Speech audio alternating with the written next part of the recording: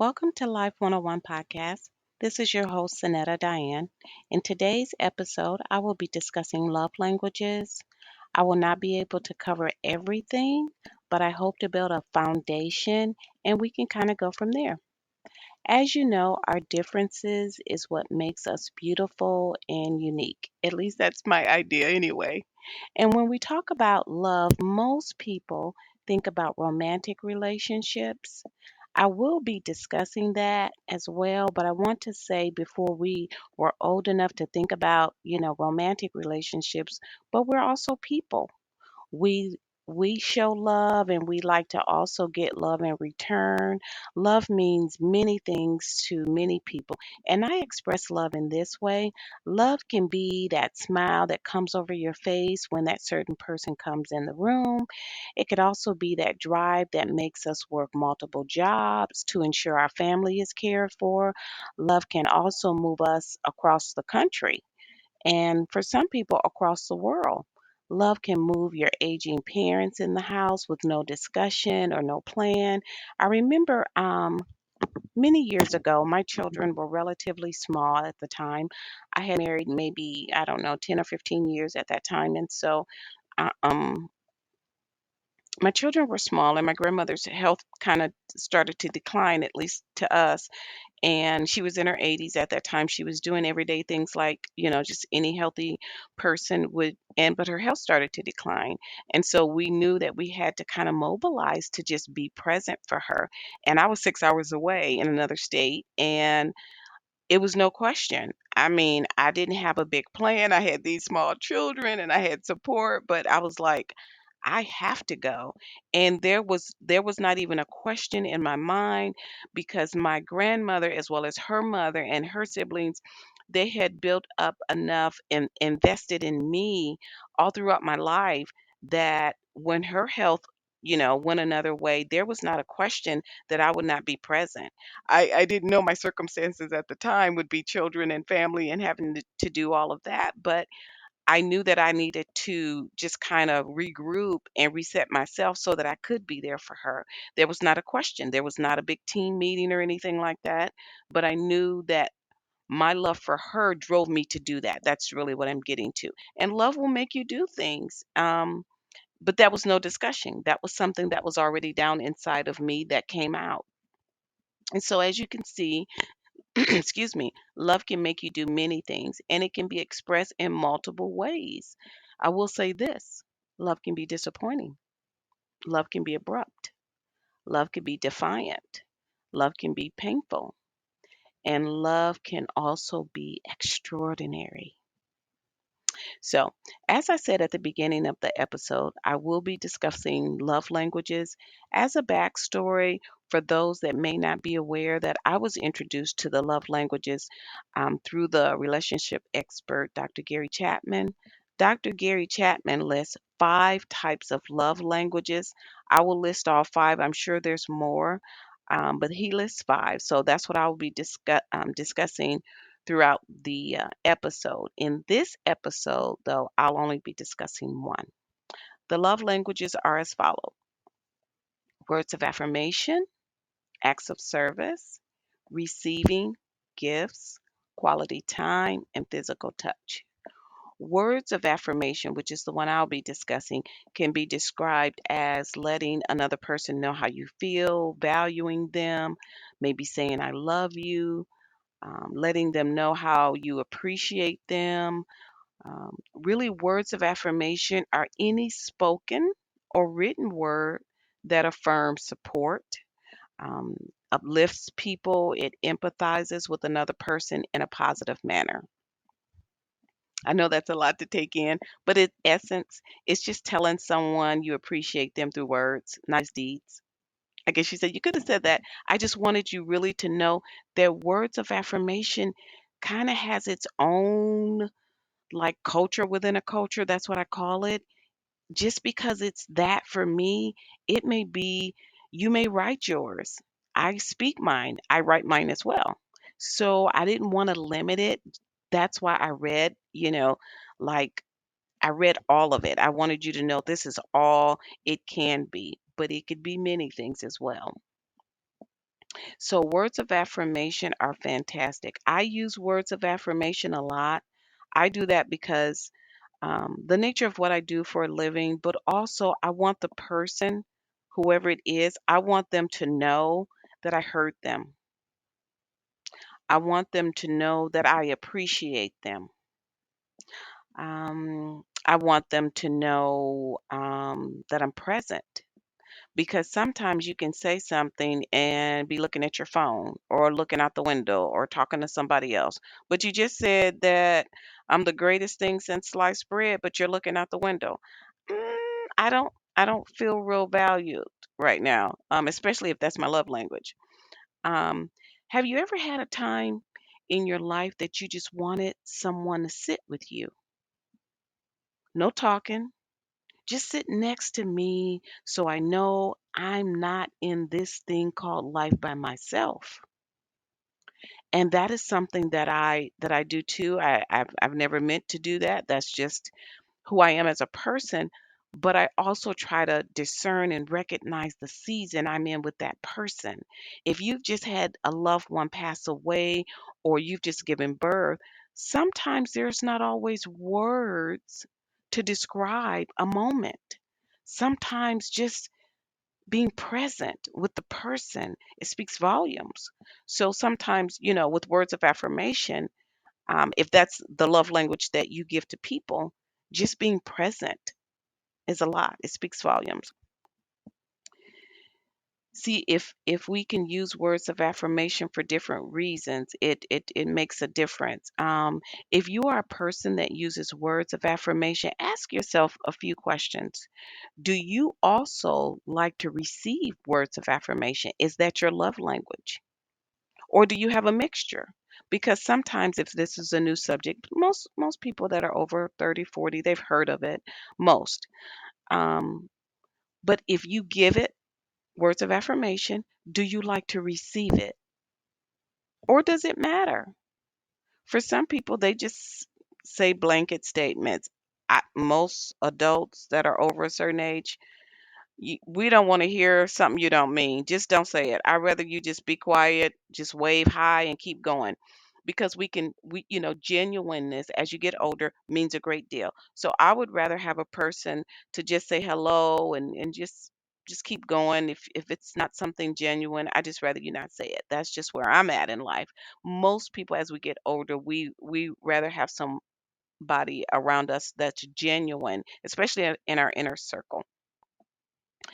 The next thing I want to just kind of, put on your plate and ask is, does verbal connection make you feel valued? These are things that you ask if you're still trying to discern if words of affirmation, having people speak um, things to you, if it matters. If you're in a work environment, if you're supervisor or if you're the supervisor, does it matter if somebody come by and just say, genuinely, of course, I appreciate what you did on that project. I know you did most of the work and you didn't even, you know, let everybody know that, but I know you did, and I just want you to know I appreciate it. It comes from a different place.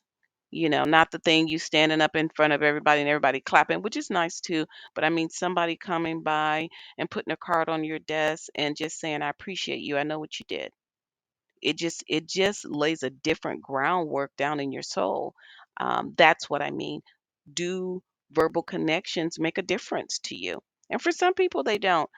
For me, I appreciate verbal connection if it's sincere. So um, what if you don't get words of affirmation? Does that matter to you? And if that's your love language? Because if it's your love language and you don't get it, I will say this, you will get it wherever you can get it. And what I mean by that is, and please know I am not throwing anybody under the bus, but I see so many adults. And when I say adults, I'm talking older people. I'm talking 30, 40, 50, 60, 70 year olds on Facebook and social media taking 15 pictures of just food and just all kinds of just different things all day long. If you're in a business, that's different. I'm not talking about business people who are promoting their business, although some of that is a little over the top as well. But I just mean I'm talking about well-meaning adults, but all day long you're posting about food and your shoes and what you bought and your, 18 grandkids. I'm talking all day long. I'm talking 7 days a week. I post throughout the week, Monday through Friday. I don't post on the weekends unless there's something that needs to be done. But typically it's Monday through Friday, and that's just my own way. But um, I just think, what else you have going on that you're posting all day long? 15 pictures of yourself or 15 pictures of your food or whatever that might be. But are you getting the words of affirmation that you need from where you're supposed to get it, that you don't have to do that? And again, please know I'm not throwing anybody under the bus. I'm asking the question, what's going on with us, whoever we are, that we're posting on social media, and it's a social platform, so I do get it has its place, but I'm talking about adults that should have responsibility. I'm not speaking for people who don't. I'm just speaking. Uh, how do you have that much time? I mean, I have kind of a busy life, I think, but I have a little time in the morning. That's when I post typically do mine. But I don't have that much time. I think, yeah, you don't have anything else? I think, again, words of affirmation. Are you not getting what you need from who you're supposed to get it from? So you go to social media. That's all I'm saying. No virtual tomatoes, please. Okay, back on track. I digress. But I wanted to kind of make that point that if you don't get the words of affirmation from where you need it from, you're going to get it some kind of way. And sadly to say, if you do that on social media, I'm saying it's not genuine. For 18 people to get on and clap for you, what does that do for your soul, for your self esteem, for your love, for yourself, for self awareness, for your self love? And so when we get it from those in our inner circle, you typically don't have to be on social media posting in that regard. I think it has its place, but I mean, it's certain things that are minimized. That's all I'm getting to. So, okay, I digress. I'm back. Okay. And finally, if you think about love language, how do you communicate your love language in your inner circle? Because everyone around you may not know your love language. You may express yours through words of affirmation. In other words, you give it out that way. But do you want it back that way? And does your inner circle know that? And you say, well, yes, Annetta, my friends, they know me, my family, my close sister friends, my close, my male friends that we hang out, they know me. Okay. Again, it goes back to my social media analogy. If you say they know you, I'm just repeating what you said in your head. My friends know me, my family know me, my inner circle. If they know you like you say they know you, why are you posting 15 posts a day about nothing? I'm not talking about if you do business. I'm not talking about legitimate posts. All I'm saying is if they know you like you say they know you, what's going on the social platforms that you have to post all day long, 6, 7 days a week? Somewhere there's a disconnect. Somewhere there's a deficit that you're having to do that to get your inner needs met. And I believe it's important to get our inner needs met. I just do. But I also think we need to get it by those who know us because it's more genuine from people we know. It should be anyway. That's my take on it, and I'm sticking with that. Okay. Receiving gifts. I think about myself. I give words of affirmation. That's just who I am. I've been that person even before I knew what a love language was. Um, but what about I give words of affirmation to a person who their love language is receiving gifts? Guess what they're going to do? They're going to stare at me like, "What's this? What do you mean happy birthday? What a gift?" They appreciate what I said. But guess what? They're looking for the gift. They're looking like, I just know you got a gift in the car. I'll wait. I'll open the door for you. Go get it." People people who receive their love language with gifts, that's their love language. but my love language is words of affirmation, there's going to be a disconnect. The balance of our relationship is going to be different. Why? Because I gave them something that they couldn't receive. Not that I'm a bad person or that they're a bad person, but how they feel valued is gifts. So we have to be aware of that. Part of loving someone, whether it's our parents, our children, our spouse, or just our friends, is finding out what their love language is. Finding out what makes them feel valued, finding out what makes them feel appreciated. Please do not go around asking them, "What's your love language? What do you like?" Don't do that because if you know them, I'm just saying, if you know them, you should kind of know what they value, what makes them feel appreciated. And some people don't know what a love language is. Some people are just being introduced to that, especially if they're in their early 20s, early 30s. They're not they know how to feel valued, but they don't, like have a name for that. So just kind of, let them process who they are and you be the friend, you be the wife, you be the husband, you be the parent or the child and just observe them.